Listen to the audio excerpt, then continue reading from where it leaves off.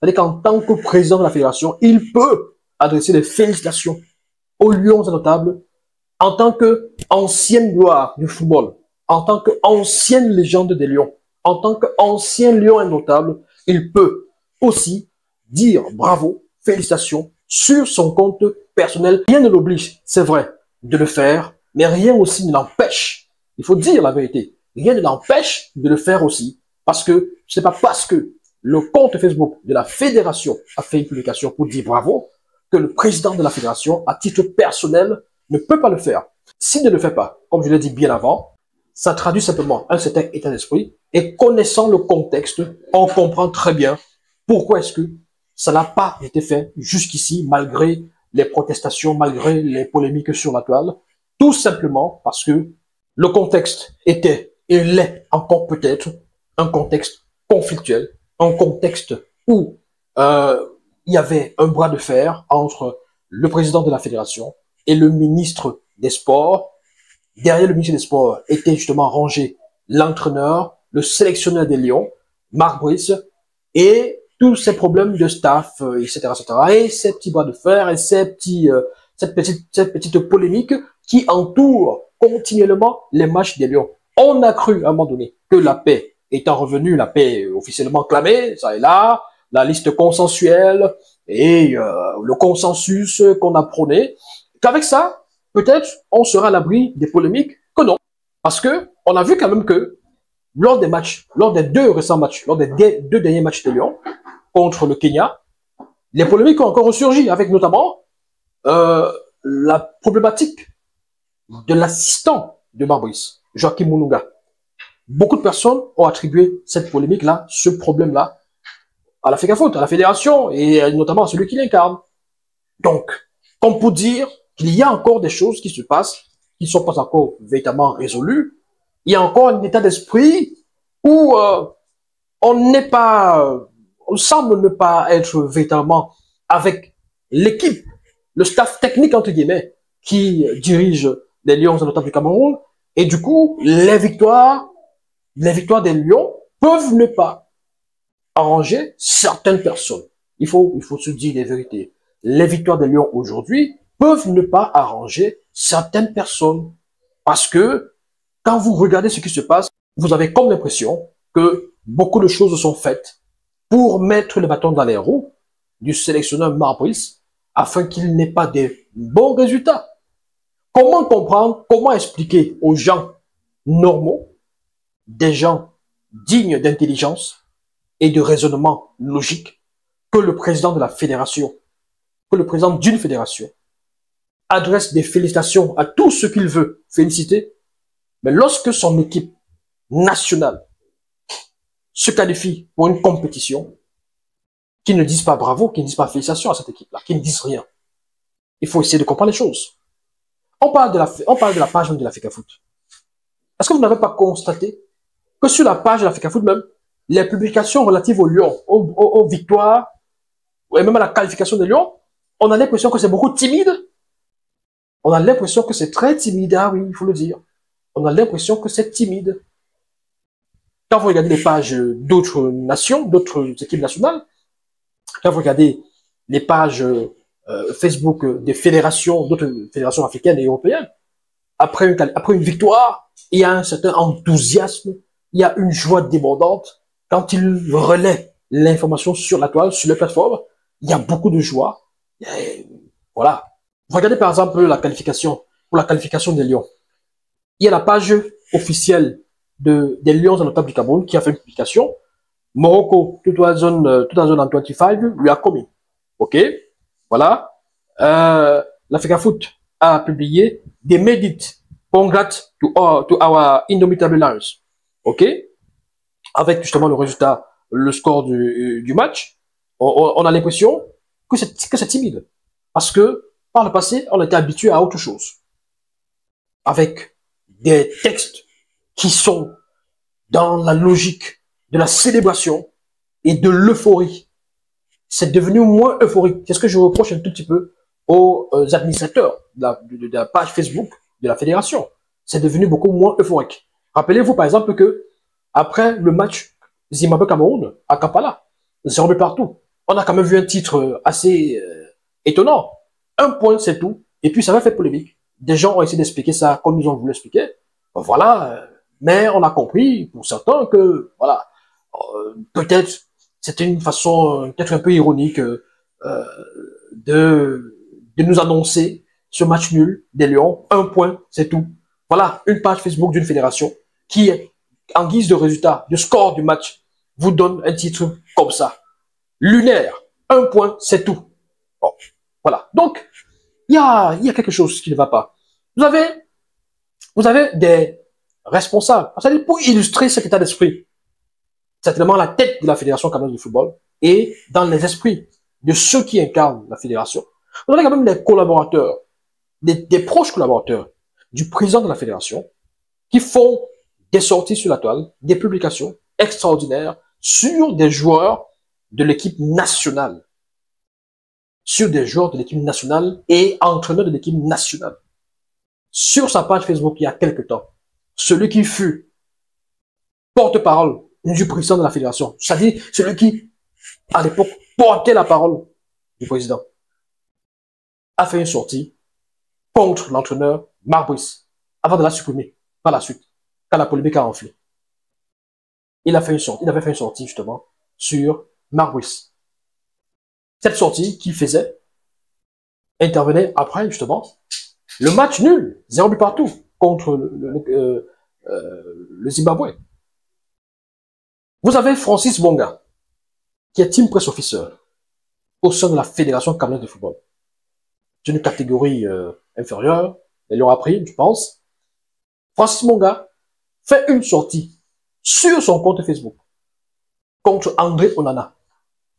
Il parle d'André Onana, qui est un joueur de l'équipe nationale, alors que son rôle en tant que team press officer aurait été en principe de célébrer les joueurs de l'équipe nationale. Il fait une sortie contre André Onana. Donc, quand vous voyez ça, vous ajoutez ça à la sortie de l'ancien porte-parole du président, vous comprenez que certainement dans l'entourage du président et même dans l'esprit du président lui-même, il y a quelque chose, il n'y a pas un enthousiasme après des victoires des Lions. Et je dis ça, je dis rien, hein. Vous êtes assez intelligent pour comprendre. Je n'ai rien dit. Je n'ai pas dit qu'il soit ici sur cela. Je dis, il y a comme une sorte d'inexistence, d'enthousiasme désormais quant aux victoires des Lions. Sinon, ça se passerait autrement. Donc voilà, c'est ça. Le président de la fédération, en définitive, est-il obligé de faire une publication pour dire félicitations aux Lions? Parce que quand vous regardez un tout petit peu, quelques sorties de personnalités, pas seulement du monde du sport, de façon générale, sur la toile, après la qualification des Lions, vous pouvez par exemple le remarquer et constater que le ministre des Sports, c'est vrai que lui aussi il est devenu ministre du football, ministre des Lions, mais bon, le ministre des Sports, Narcisse Mouané-Kombi, qu'est-ce qu'il a fait? Narcisse Mouané-Kombi a fait des sorties pour féliciter les Lions de notable du Cameroun. Et c'est aussi sa page personnelle. Ce n'est pas la page, voilà, du ministère des Sports. On va dire ça comme ça. Alors, lisons un peu cette publication de Narcisse Mouané-Kombi. Cameroun 4, Kenya 1. Félicitations aux Lions notables pour leur éclatante victoire ce jour. Stade Omnisport de Yaoundé. 11 octobre 2024. Donc, ça c'était après le match aller contre le Kenya à Yaoundé, 4 buts à 1. Vous avez maintenant le professeur Narcisse Mouané-Kombi toujours, qui cette fois-ci fait une sortie sur la qualification des Lions. Il dit, qualification CAN Football Maroc 2025. Bravo aux Lions notables qui se qualifient aisément et directement pour la CAN 2025 en remportant leur match retour contre le Kenya ce 14 octobre 2024 au Mandela Stadium de Kampala en Ouganda. Félicitations à Marc Brice et à ses valeureux poulains qui réalisent un parcours qualificatif d'une performance exceptionnelle. Grand visionnaire, le président Paul Biya, premier sportif camerounais, en avait appelé à une meilleure organisation pour des meilleurs résultats. En voilà depuis peu les prémices. Bon, on est d'accord qu'il y a une petite exagération.